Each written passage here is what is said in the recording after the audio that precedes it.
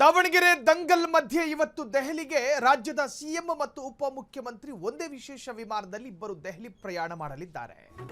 ಶಾಸಕರ ದಂಡಯಾತ್ರೆಯ ನಟ್ಟ ನಡುವೆ CM DCM ಇಬ್ಬರು ದೆಹಲಿಗೆ ಹೋಗ್ತಿದ್ದಾರೆ. ಒಂದೇ ವಿಮಾನದಲ್ಲಿ ಇಬ್ಬರು ದೆಹಲಿ ಪ್ರಯಾಣ.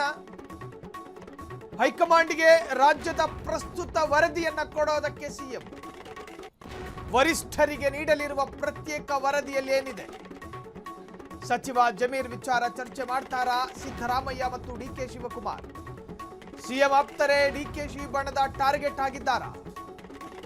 ಸಿದ್ದು ಆಪ್ತ ಜಮೀರ್ ಮೇಲೆ ಕ್ರಮಕ್ಕೆ ಡಿಕೆಶಿ ಒತ್ತಡ ಹೇರುತ್ತಾರಾ? ಜಮೀರ್ ಭವಿಷ್ಯ ಸಚಿವ ಸ್ಥಾನ ಉಳಿಯುತ್ತಾ ಅಥವಾ ಹೋಗುತ್ತಾ? ಆಪ್ತ ಸಚಿವರ ರಕ್ಷಣೆಗೆ ನಿಲ್ಲುತ್ತಾರಾ ಸಿಎಂ ಸಿದ್ದರಾಮಯ್ಯ? ಈ ಕಿತ್ತಾಟ ಲೋಕಲ್ ಚುನಾವಣೆಯ ಮೇಲೆ ಎಫೆಕ್ಟ್ ಆಗುತ್ತಾ?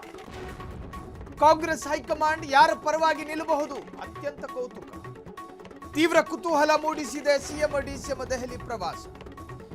ಸುದೀಪ್ ದರ್ಶನ್ ರಾಜಸ್ಥಾನಕ್ಕೆ ಒಂದೇ ಫ್ಲೈಟ್ ಅಲ್ಲಿ ಹೋದಂಗಾಯ್ತು. ಅಕ್ಕಪಕ್ಕದಲ್ಲಿ ಕೂತ್ಕೊಂಡು ಲೋಕಾಭಿರಾಮ ಮಾತನಾಡ್ಕೊಂಡು ದೆಹಲಿಗೆ ಹೈಕಮಾಂಡ್ ನಾಯಕರ ಬಗಲಲ್ಲಿ ಕೂತ್ಕೊಂಡು ರಾಜ್ಯದ ಪ್ರಸ್ತುತ ರಾಜಕೀಯ ವಿದ್ಯಮಾನಗಳ ರಿಪೋರ್ಟ್ ಕೊಡ್ತಾರಂತೆ.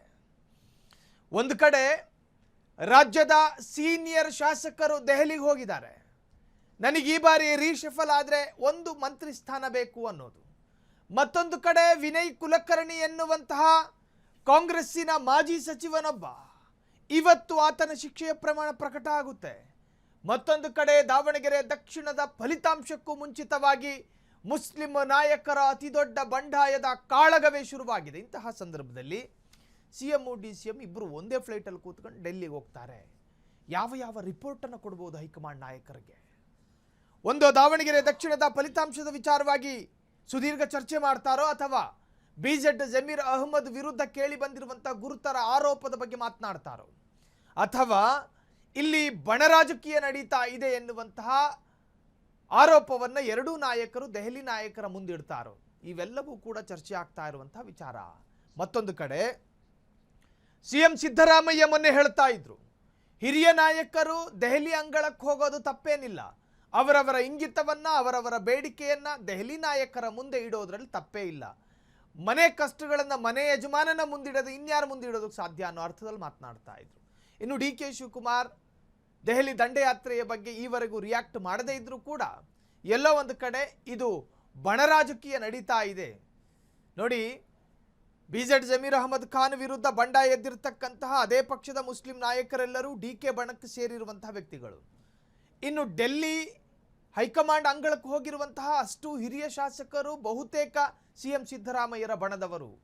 ಅಷ್ಟು ಯಾಕೆ, ನಿನ್ನೆಯ ದಿನ ಅಥವಾ ಇವತ್ತು ಶಿಕ್ಷೆಯ ಪ್ರಮಾಣ ಏನು ಪ್ರಕಟ ಆಗಲಿಕ್ಕಿದೆಯೋ, ಇದೇ ವಿನಯ್ ಕುಲಕರ್ಣಿ, ಈ ಮನುಷ್ಯ ಕೂಡ 3 ದಿನದ ಹಿಂದೆ ದೆಹಲಿಗೆ ಹೋಗಿ ಬಂದ್ರು. ಸೊ ರಾಜ್ಯದಲ್ಲಿ ಏನಾಗ್ತಾ ಇದೆ? ದಾವಣಗೆರೆ ದಂಗಲ್ ಮಧ್ಯೆ ಇವತ್ತು ದೆಹಲಿಗೆ ಸಿಎಂ ಡಿಸಿಎಂ ಒಂದೇ ವಿಶೇಷ ವಿಮಾನದಲ್ಲಿ ಇಬ್ಬರು ದೆಹಲಿ ಪ್ರಯಾಣವನ್ನು ಮಾಡಲಿದ್ದಾರೆ. ಹೈಕಮಾಂಡ್ಗೆ ರಾಜ್ಯದ ಪ್ರಸ್ತುತ ವರದಿಯನ್ನು ಕೊಡೋದಕ್ಕೆ ಸಿಎಂ ವರಿಷ್ಠರಿಗೆ ನೀಡಲಿರುವಂತಹ ಪ್ರತ್ಯೇಕ ವರದಿ ಸಚಿವ ಜಮೀರ್ ವಿಚಾರ ಚರ್ಚೆ ಮಾಡ್ತಾರಾ ಅಥವಾ ಬೇರೆ ವಿಚಾರ ಚರ್ಚೆ ಆಗುತ್ತಾ? ಸಿಎಂ ಆಪ್ತರೇ ಡಿಕೆಶಿ ಬಣದ ಟಾರ್ಗೆಟ್ ಆಗಿದ್ದಾರಾ? ಸಿದ್ದು ಆಪ್ತ ಜಮೀರ್ ಮೇಲೆ ಕ್ರಮಕ್ಕೆ ಡಿಕೆಶಿ ಒತ್ತಡ ಹೇರ್ತಾರಾ? ನೋಡಿ, ಆರಂಭದಲ್ಲಿ ಜಬ್ಬಾರ್ ಎನ್ನುವಂತಹ MLCಯನ್ನ ರಾಜೀನಾಮೆ ಕೊಡೋ ಹಾಗೆ ನೋಡಿಕೊಳ್ಳಲಾಯಿತು. ಅದಾದ ನಂತರ ನಸೀರ್ ಎನ್ನುವಂತಹ ರಾಜಕೀಯ ಕಾರ್ಯದರ್ಶಿಯನ್ನ ಆ ಸ್ಥಾನದಿಂದ ಕೈ ಬಿಡಲಾಯಿತು. ಅದಾದ ಮೇಲೆ ಮತ್ತೆ ಜಬ್ಬಾರ್ ಅವರನ್ನ ಸದಸ್ಯತ್ವ ಸ್ಥಾನದಿಂದಲೇ ವಜಾ ಮಾಡಲಾಯಿತು. ಅವ್ರನ್ನ ಅಮಾನತು ಸಸ್ಪೆಂಡ್ ಮಾಡಲಾಯಿತು.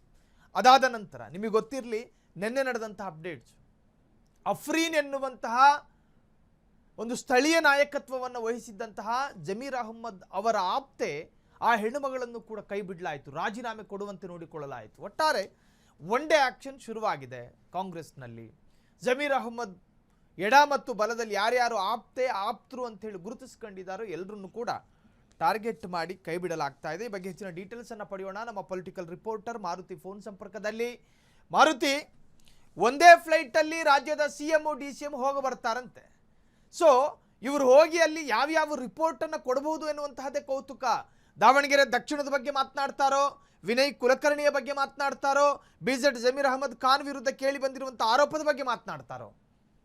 ಎಸ್ ಸ್ಟೈಲು ಇವತ್ತಿನ ದೆಹಲಿ ಪ್ರವಾಸ ಸಾಕಷ್ಟು ಕುತೂಹಲ ಮೂಡಿಸಿದ್ರು. ಒಂದ್ ಕಡೆ ಪಕ್ಷದ ಕಾರ್ಯಕ್ರಮಕ್ಕೆ ಭಾಗಿಯಾಗಲು ಇವತ್ತು ಡಿಸಿಎಂ ಡಿಕೆಶಿ ಮತ್ತು ಅದೇ ರೀತಿ ಸಿಎಂ ಸಿದ್ದರಾಮಯ್ಯ ನೇರವಾಗಿ ಒಂದೇ ಫ್ಲೈಟ್ ಅಲ್ಲಿ ದೆಹಲಿಗೆ ಹೋಗ್ತಾ ಇರೋಂಥದ್ದು.